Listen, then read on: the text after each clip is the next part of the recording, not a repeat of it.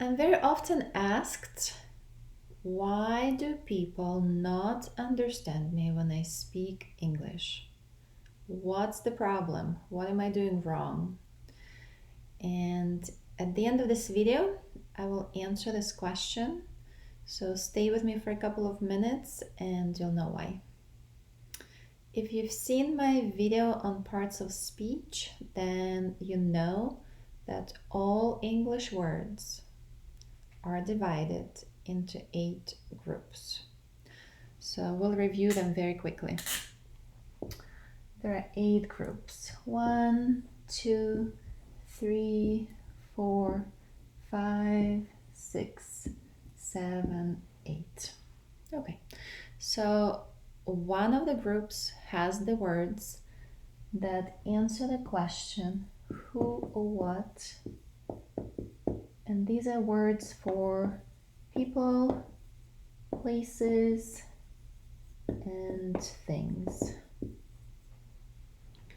For example, people, that can be student, or that can be Mary, or that can be mother. Places, that can be city, or Las Vegas, or maybe library.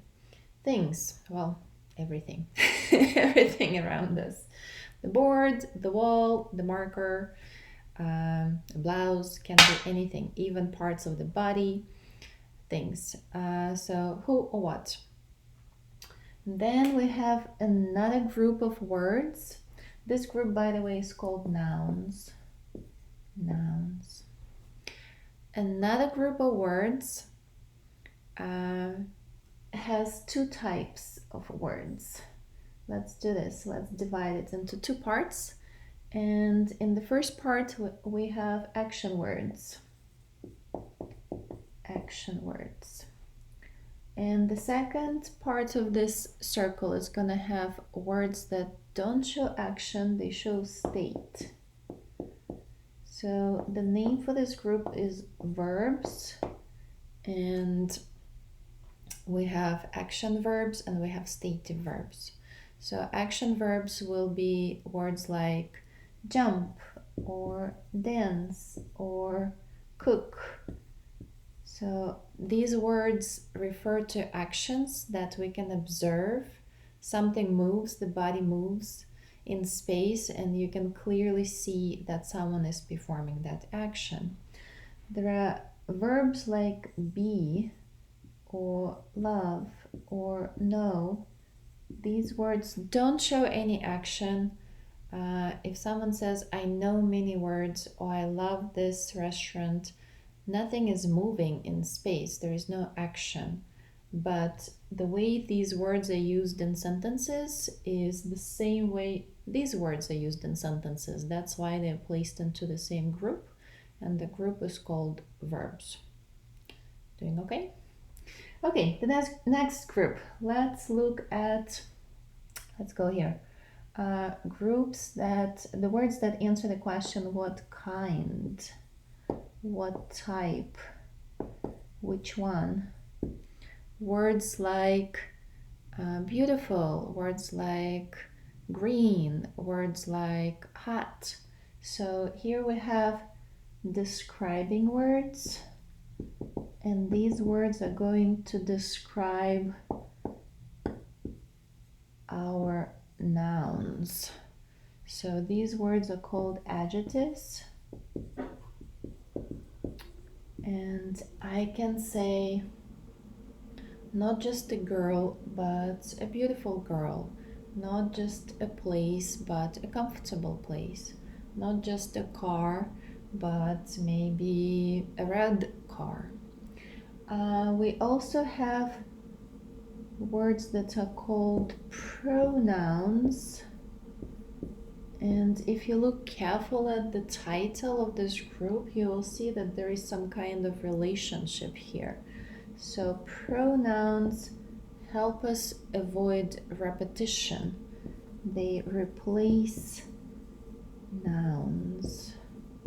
So instead of me saying, yesterday I talked to my friend on the phone, and my friend asked me how I was doing, and I told my friend everything was fine.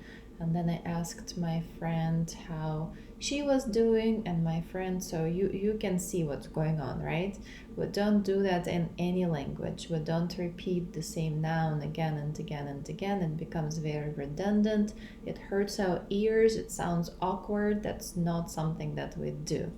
If I tell you exactly the same story, but I use my friend only once, I introduce it and say, yesterday I talked to a friend on the phone.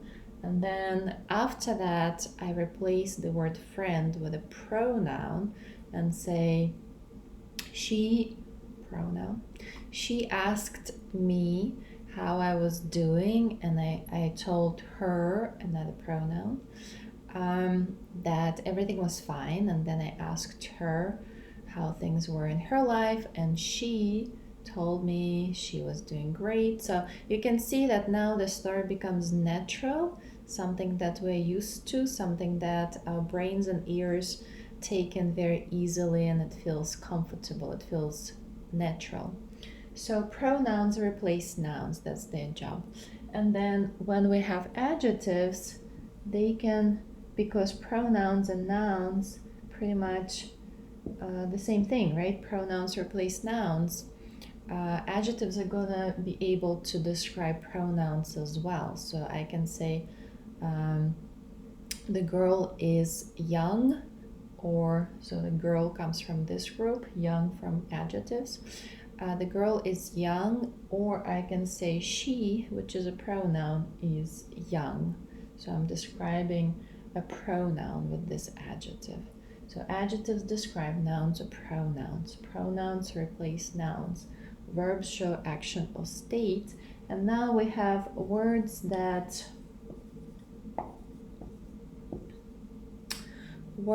describe verbs. Look, verbs, adverbs. So adverbs describe verbs. Instead of saying he jumps, I can say he jumps high. Or instead of saying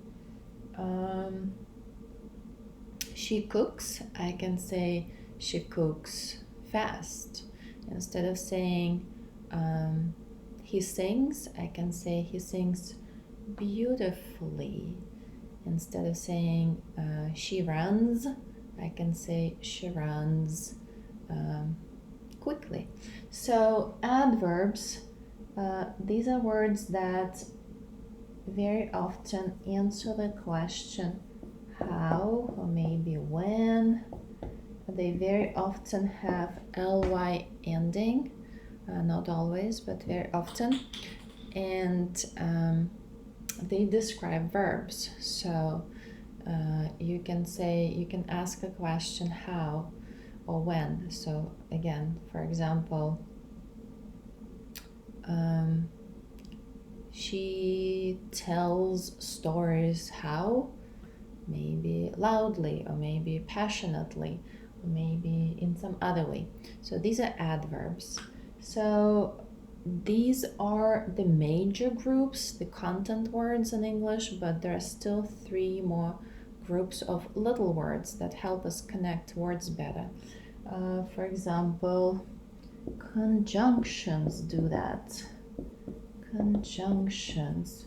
And here we have quite a lot of words, and the ones that we use all the time will be and, but, so, and there are others. So with conjunctions, we can connect just individual words, and I can say, I like ice cream and cakes.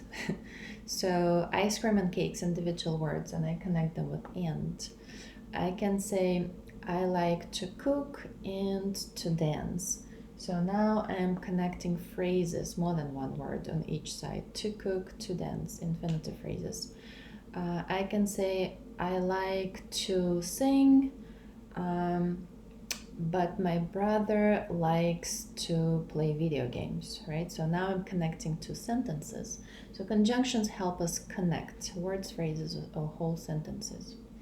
Now we have prepositions. Prepositions, again, we have many words here. The ones we use all the time in English would be in, at, on, and so on. So prepositions are used maybe to show place or time, but they're not used on their own. If I say in, I'm not gonna stop there. I'm probably gonna go to this group, nouns, or maybe this group, pronouns. And I can say in the car or in it. I can say on the table, or again on it. So prepositions are used in prepositional phrases. They connect nouns or pronouns to the rest of the sentence. They help us talk about, for example, place and time. So a very useful group. And the last group is called interjections. And interjections help us show our feelings and emotions. So for example, if in English someone says, wow, that's probably surprise or admiration. In writing, these words are usually used on their own. We capitalize them, we put an exclamation point or maybe an emoji. If someone says ouch, then people will know that the person probably hurt themselves.